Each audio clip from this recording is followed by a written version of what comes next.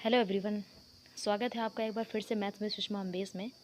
और आज की इस वीडियो में मैं मैथ से रिलेटेड कोई भी टॉपिक नहीं पढ़ाऊंगी। जी हाँ, आज हम डिस्कस करेंगे कि कोरोना के समय में स्टडी कैसे करें, क्योंकि जो 6 से 8 क्लास के स्टूडेंट्स हैं वो आजकल बिल्कुल भी स्टडी नहीं कर रहे हैं।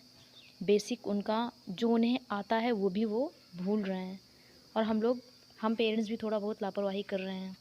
तो आज ये वीडियो पेरेंट्स और स्टूडेंट्स दोनों के लिए है। जैसा कि आपने थंबनेल में देख ही लिया होगा कि ये जो वीडियो है वो पेरेंट्स और स्टूडेंट्स दोनों को देखना है। दोनों के लिए ये बहुत ही लाभदायक साबित हो सकता है। तो आइए बात करते हैं। सबसे पहली बात तो ये है कि बच्चों का आजकल बहाना क्या है। बुक्स नहीं है हमारे पास कॉपीज़ नहीं है, मन नहीं है मैम पढ़ने का। क्योंकि बहुत से बच्चे ऐसे हैं जिनका मेरे पास मैसेज आता है कि मैम पढ़ने का बिल्कुल मन नहीं करता है, कॉपीज़ नहीं है, बुक्स नहीं है, मैम कैसे पढ़ें, कोई गाइड नहीं करने वाला है, ट्यूशन नहीं जा रहे हैं हम लोग। तो मैम थोड़ा सा गाइड कीजिए कि किस हिसाब से हम लोग अपनी पढ़ाई को कंटिन्यू करें। तो इसी विषय में मैं डिस्कस करूँगी।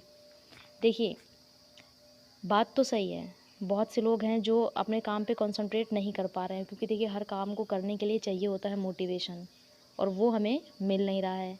ठीक है, क्योंकि निगेटिविटी हर जगह है इस बीमारी के चलते। लेकिन हम कोरोना को थोड़ा सा पॉजिटिव वे में भी ले सकते हैं। कैसे, वो समझेंगे। देखिए देखिए हमारे पास आजकल समय है बहुत ज़्यादा वाला। ठीक है, हमारे पास अपॉर्चुनिटी भी है कि हम अपनी पढ़ाई को कंटिन्यू कर सकते हैं, क्योंकि हमारे पास आजकल बर्डन तो बिल्कुल भी नहीं है ना। देखिए, पहले हम क्या करते थे, स्कूल जाना होता था, कोचिंग भी जाना होता था, हमें सेल्फ स्टडी भी करनी है, हमें उसमें कुछ अपना गेम्स भी करना है। तो ऐसे में क्या होता था, हमारा पूरा दिन कैसे निकल जाता था हमें समझ ही नहीं आता था, और बस हम बर्डन में पढ़ाई किए जाते थे कि हमें ये भी पढ़ना है वो भी पढ़ना है।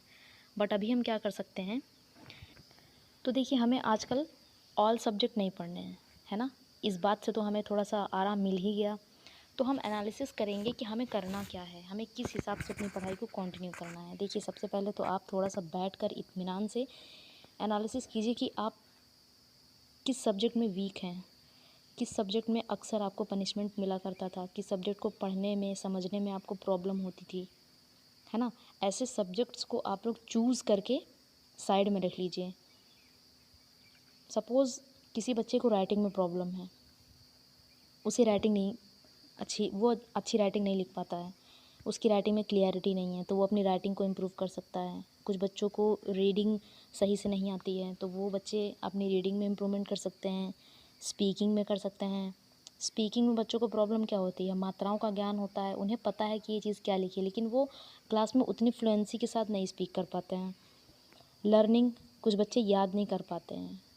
दो तरीके से बच्चे याद करते हैं, एक तो बहुत जल्दी से याद कर लेंगे, बहुत जल्दी याद कर लेंगे क्योंकि रट्टाफिकेशन उनका बहुत अच्छा होता है। ठीक है, तो वो बहुत जल्दी याद कर लेते हैं, लेकिन कुछ समय के बाद वो बिल्कुल गायब हो जाता है। ठीक है, बिल्कुल गायब हो जाता है वो। कुछ बच्चे होते हैं जिनको याद करने में कोई चीज़ टाइम बहुत लगती है, ज़रा सी चीज़ को याद करने में काफ़ी टाइम लेते हैं बच्चे। तो ऐसे आप लोग क्या कर सकते हैं, अपनी लर्निंग में इम्प्रूवमेंट कर सकते हैं। बात करते हैं हिंदी में इम्प्रूवमेंट कैसे किया जाए। हिंदी में देखो, सबसे पहले बच्चों की प्रॉब्लम होती है राइटिंग की। तो राइटिंग के लिए आप क्या कर सकते हैं, डेली एक पेज सुलेख लिख सकते हैं। अब ये सुलेख कैसा होना चाहिए, ये आप देखिए किसी स्टोरी को मत लिखिए। आप किसी स्टोरी को लिखेंगे डेली, तो आप सिर्फ एक स्टोरी लिखेंगे। कुछ ऐसा कीजिए जिससे आपकी राइटिंग, रीडिंग, स्पीकिंग, लर्निंग सब कुछ अच्छी हो एक साथ। तो क्या किया जा सकता है, हम डेली कुछ अलग अलग चीज़ें लिख सकते हैं। मान लीजिए हमने किसी दिन विलोम पढ़ लिया, है ना, किसी किसी दिन हमने पर्यायवाची पढ़ लिया।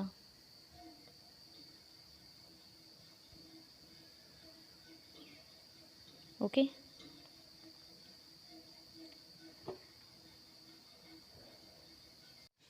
किसी दिन हमने मुहावरे पढ़ लिए, पढ़ने के बाद इन्हें याद किया और अपनी कॉपी में लिखा। तो देखिए इससे क्या क्या इम्प्रूव होगा, आपको ये सारी की सारी चीज़ें याद भी हो जाएंगी, आपकी राइटिंग भी अच्छी हो जाएगी, और आपकी जो रीडिंग है वो भी अच्छी होगी। क्योंकि आप जब लिखेंगे तो आपको मात्राओं का भी ज्ञान होता जाएगा, है ना। अब हम बात करेंगे इंग्लिश की।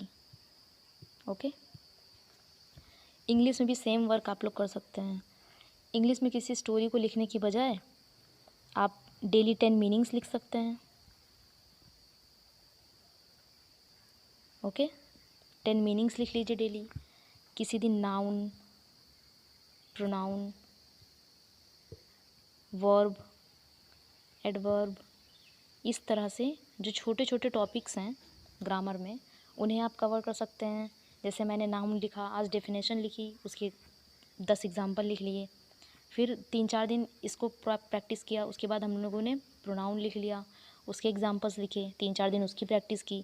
तो इस तरह से आपकी पढ़ाई भी कंटिन्यू हो जाएगी, आपको मीनिंग्स भी याद हो जाएंगी, डेफिनेशंस भी याद हो जाएंगी, राइटिंग आपकी क्लियर हो ही रही है, रीडिंग भी आपकी क्लियर हो जाएगी। ओके, नेक्स्ट हम बात करेंगे मैथ्स की। मैथ्स में सबसे पहली बात, बेसिक्स क्लियर होने चाहिए। जैसे कि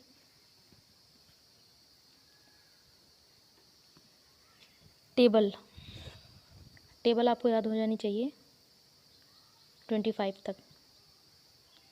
आप कहेंगे 20 तक तो टेबल याद नहीं हो पा रही है, 25 तक कहाँ से याद करें? बच्चे, एक दिन में कोई चीज़ नहीं होती है। आपको एक दिन में सब कुछ नहीं करना है, आप धीरे धीरे चीज़ों को करिए। एक दिन में 2-3 टेबल याद कर लीजिए, अगले दिन फिर 2-3 करिए। इस तरह से आप लोग टेबल लर्न कर सकते हैं। उसके बाद आपको एडिशन बहुत अच्छे से आना चाहिए, सब्ट्रैक्शन, डिवाइड, मल्टीप्लाई, ये 4-5 चीज़ें आपको बहुत अच्छी आनी चाहिए मैथ्स में।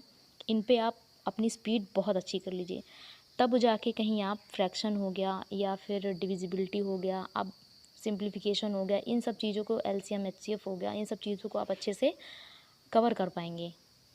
ठीक है, और मैथ्स के लिए आप पुरानी बुक्स होंगी आपके पास, उनसे आप प्रैक्टिस कर सकते हैं। पुरानी क्लास की तो आपके पास सारी बुक्स होंगी, कॉपीज़ भी होंगी, उन्हीं में आप प्रैक्टिस कीजिए, आपको नया कुछ लेने की नहीं आवश्यकता है।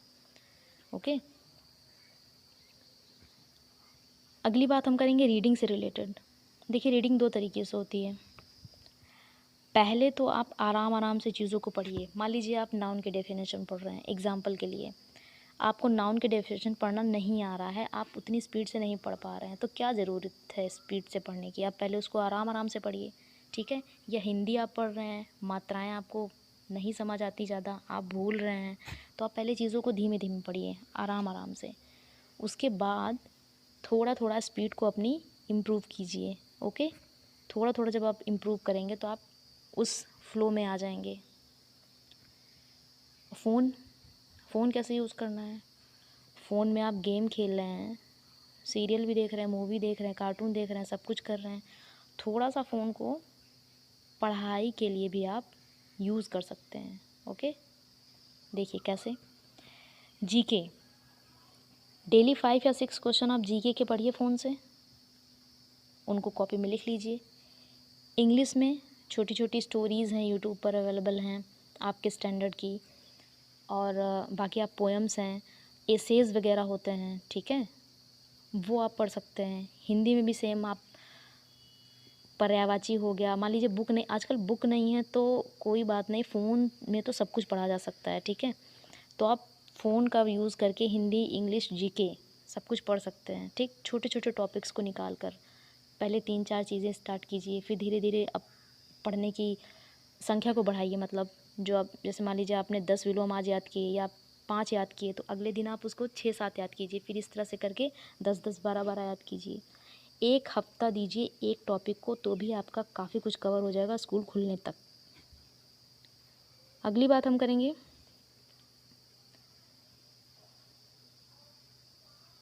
किस तरह से पढ़ें।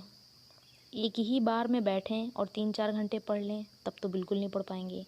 ब्रेक ले लेकर पढ़िए बच्चे, थोड़ा सा ब्रेक ले लो, बीच में आराम कर लो, सब्जेक्ट को चेंज कर कर पढ़ सकते हो। जैसे मान लीजिए आप मैथ्स पढ़ रहे हैं, मैथ्स आपने काफ़ी देर पढ़ा, उसके बाद आपको लग रहा है कि अब बस ऊब गई हूँ मैथ्स से, तो आप सब्जेक्ट को चेंज कर लीजिए, इंग्लिश ले लीजिए, जीके ले लीजिए। जिस सब्जेक्ट में आपका ज़्यादा इंटरेस्ट है वो सब्जेक्ट आप पहले पढ़ सकते हैं, कुछ समय के बाद दूसरा सब्जेक्ट चेंज करके पढ़ सकते हैं। ओके, अब बात आती है पेरेंट्स की। पेरेंट्स को क्या करना है? सबसे पहली बात तो पेरेंट्स को ये समझना पड़ेगा कि विदाउट गाइडेंस बच्चा नहीं पढ़ेगा, बिल्कुल भी नहीं पढ़ेगा। ठीक है। तो आपको अपने बच्चों को गाइड करना पड़ेगा थोड़ा सा, और अपने बच्चों के साथ थोड़ा सा स्ट्रिक्ट रहना पड़ेगा उनकी पढ़ाई को लेकर। ओके, मतलब थोड़ा सा आपको उनके साथ बैठना पड़ेगा 1-2 घंटे, थोड़ा सा गाइड करना पड़ेगा कि आपको किस तरह से क्या क्या चीज़ें पढ़नी हैं। उसके बाद अगर आप आज गाइड नहीं करेंगे बच्चों को, आज उनके साथ बैठ के थोड़ी सी मेहनत नहीं करेंगे, तो प्रॉब्लम हो जाएगी आपके साथ। क्या प्रॉब्लम हो जाएगी? बच्चे का बेसिक कमज़ोर हो जाएगा। अभी बच्चा इतनी लापरवाही करेगा तो जब स्कूल खुलेगा तो एकाएक उसके सामने प्रॉब्लम्स बढ़ जाएंगी।